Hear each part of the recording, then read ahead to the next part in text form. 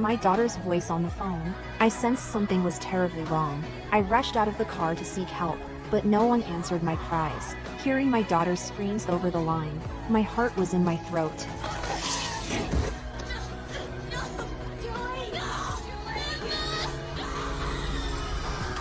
After one final scream, her voice vanished from the line. I grabbed the phone and called out to her, only to hear a man's heavy breathing. I demanded to know who he was. The next second, the call was cut off. I instantly knew something terrible had happened. Without a moment's hesitation, I ran